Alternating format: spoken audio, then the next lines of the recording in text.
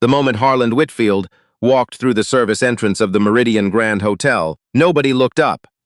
That was the thing about service entrances. They were designed that way. Not just architecturally, psychologically. You entered through the back, you became part of the back. You became furniture. You became carpet. You became the kind of man that 700 guests in black tie would look straight through without ever knowing they had looked. Harland Whitfield knew this. He had known it for 11 years. He pulled his cart through the corridor, the long one behind the kitchen that smelled like bleach and rendered fat and old coffee.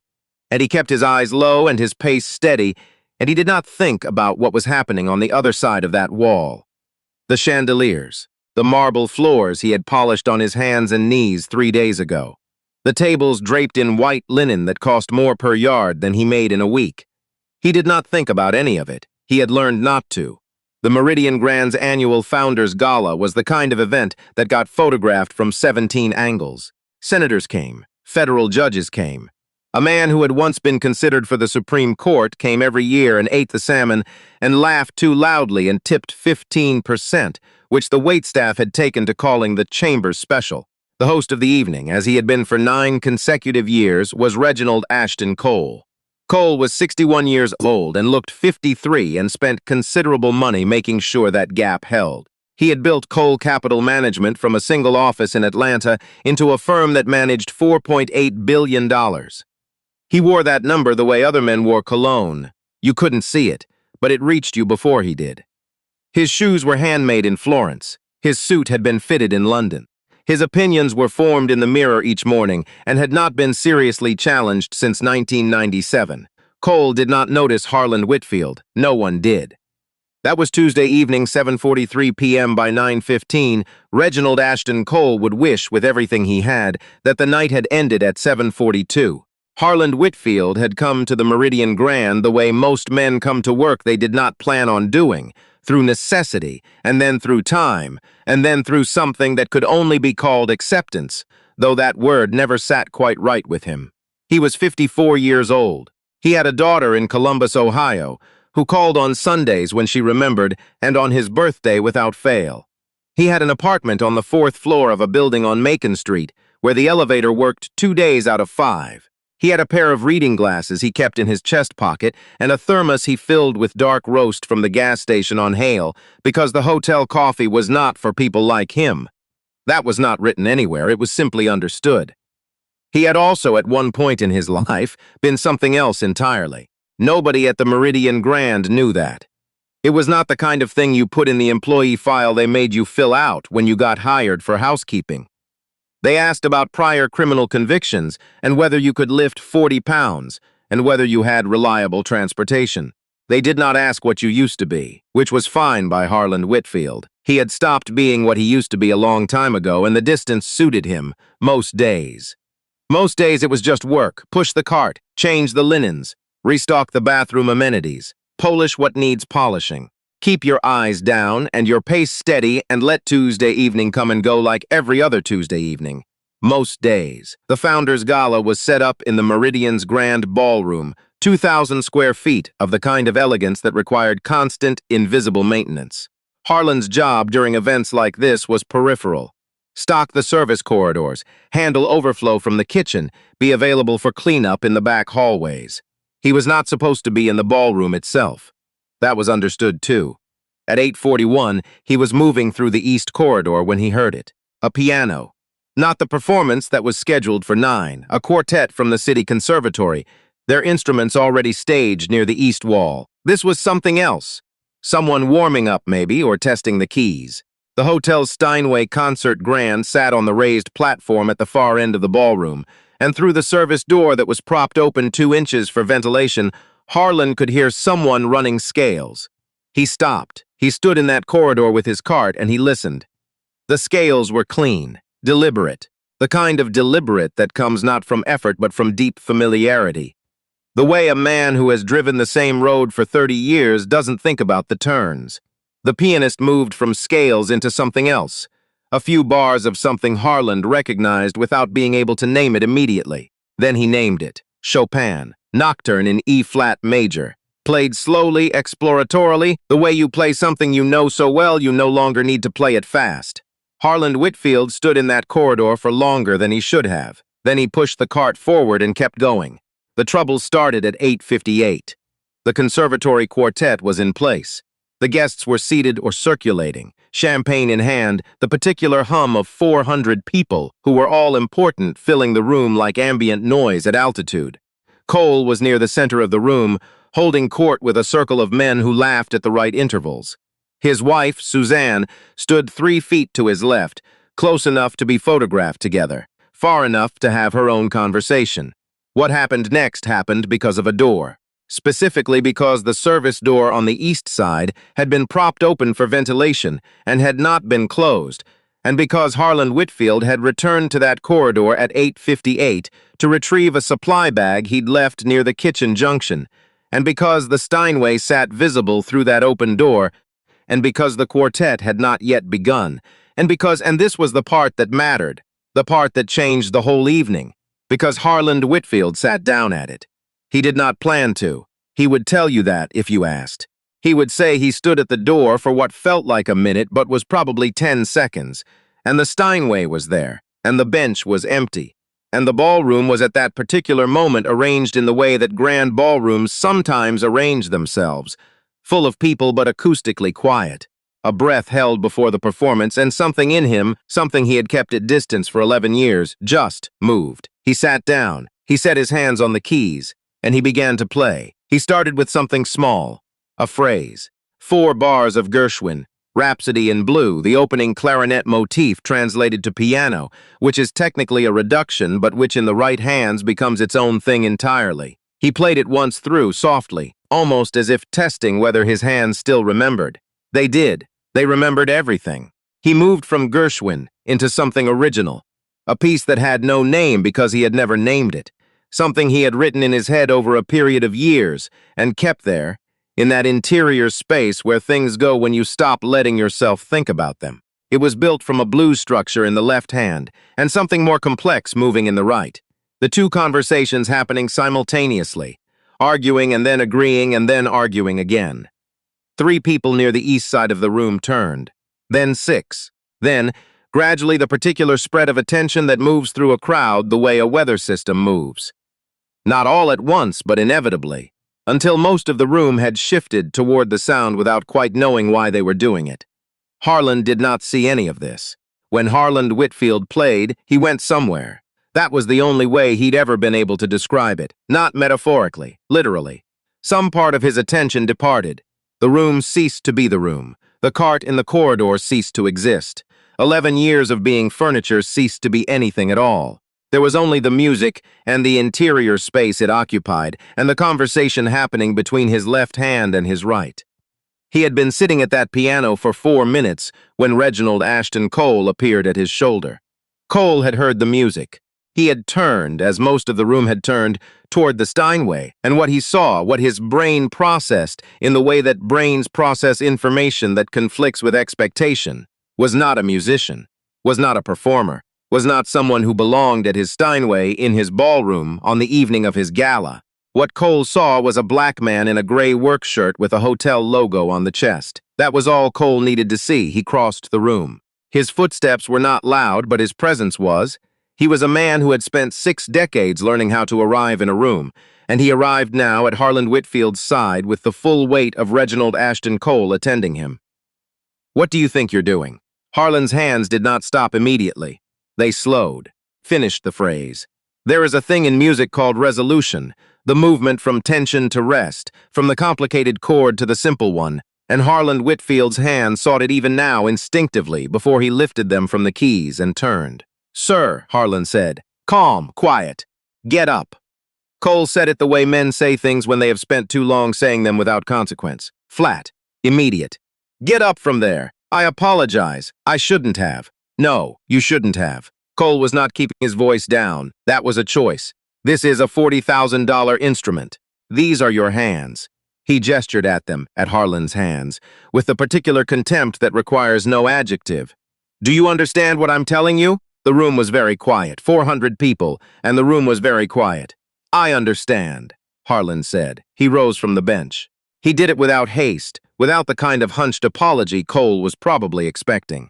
He stood to his full height, which was 6'1", and he straightened his shirt, and he looked at Reginald Cole with an expression that was not anger and was not submission, and was therefore difficult for a man like Cole to process.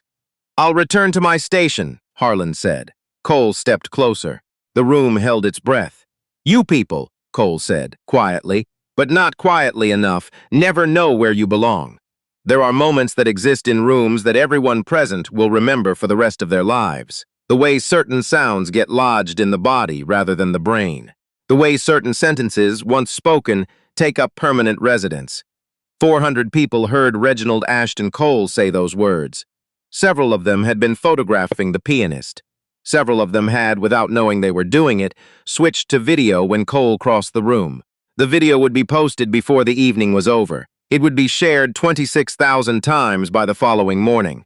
But none of that was the moment. The moment was the moment after, because Harland Whitfield, rather than continuing toward the service door, stopped. He stopped, and he turned back, and he looked at the Steinway. He looked at it for 3 seconds, and then he looked at Reginald Cole. "You asked if I know where I belong," Harland said. His voice carried, though he was not projecting it. Some voices just carry. "I do." He sat back down. He put his hands on the keys, and then Harland Whitfield played. Not the warm-up, not the exploratory 4 bars. What Harland Whitfield played in the next 22 minutes was the thing itself.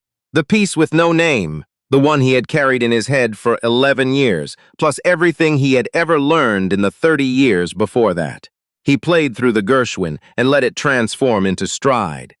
And then let the stride break open into something that didn't have a category, something that moved through jazz and classical and blues, and back through Chopin, and back through something that was purely itself. The left hand holding the architecture, while the right hand built rooms in it, and those rooms were grief, and they were stubbornness, and they were the specific, private joy of a man who has been told repeatedly what he is not. Cole tried to speak. Once at the beginning, he said something. Began a sentence that contained the word security. And a woman to his left, a federal judge named Louise Beaumont, who had been on the bench for 23 years and who did not tolerate the disruption of things she wished to continue experiencing, said simply, "Shh."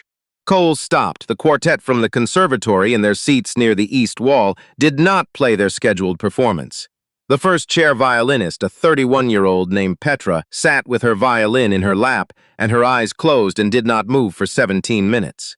People were crying who had not expected to cry that evening. They could not have told you exactly why. The music did not require a reason. It required only that you be present in your body, which most of the people in that room had not been at 8:58 p.m., but were unambiguously by 9:10.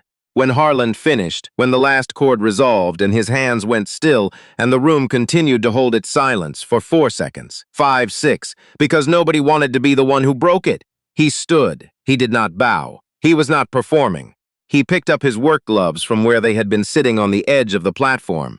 He had set them there before he sat down, a detail nobody had noticed at the time, but several people would mention later, and he folded them into his back pocket.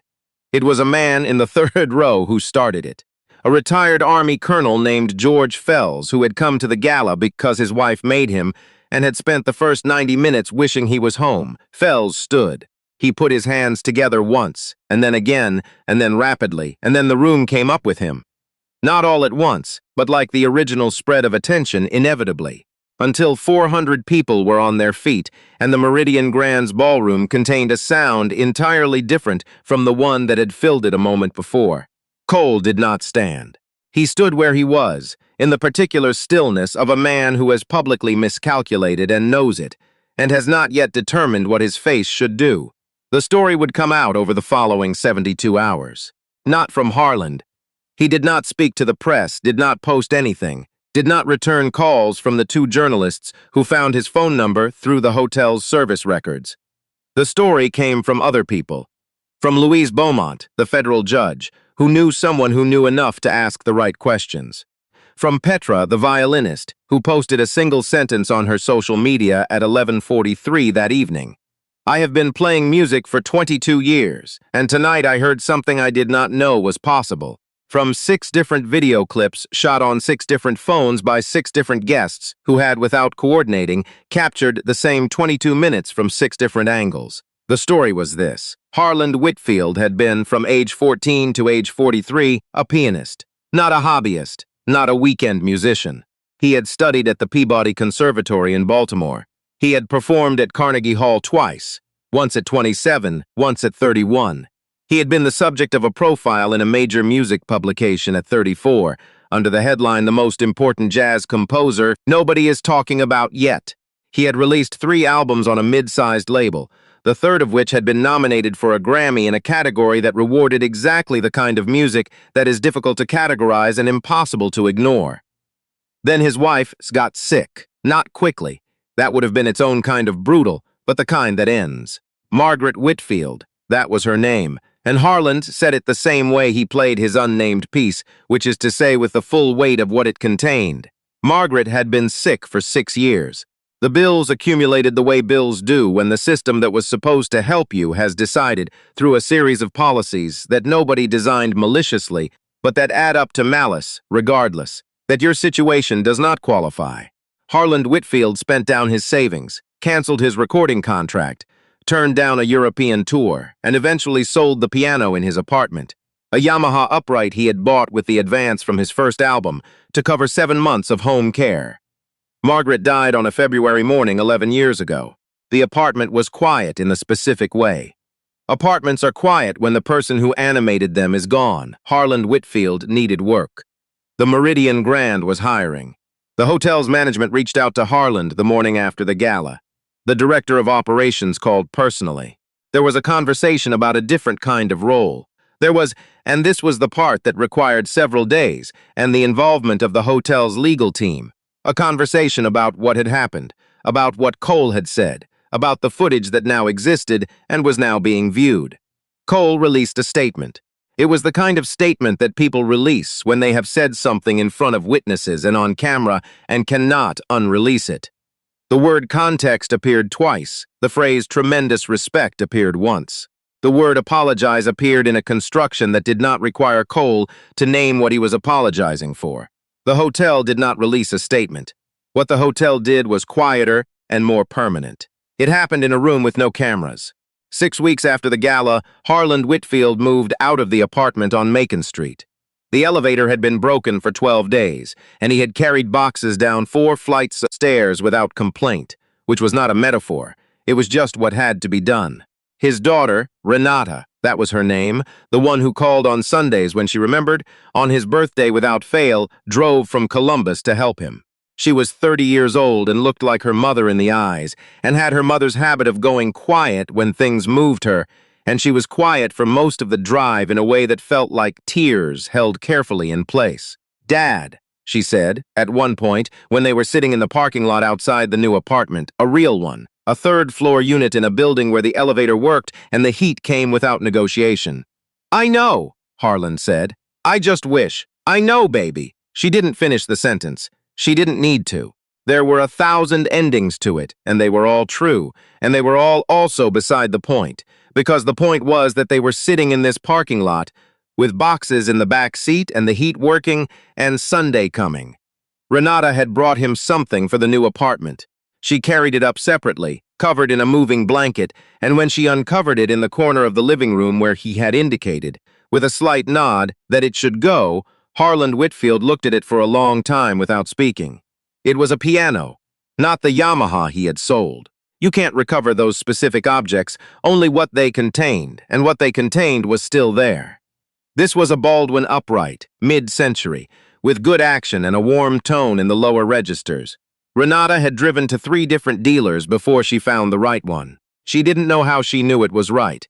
She played it once in the store, a single chord, and felt the way it held. Harland sat down at it. He didn't play right away. He sat there for a moment with his hands in his lap, and then he set them on the keys. Not to play, just to set them there, just to feel the weight. Then he played, something small first. 4 bars, a phrase, then more.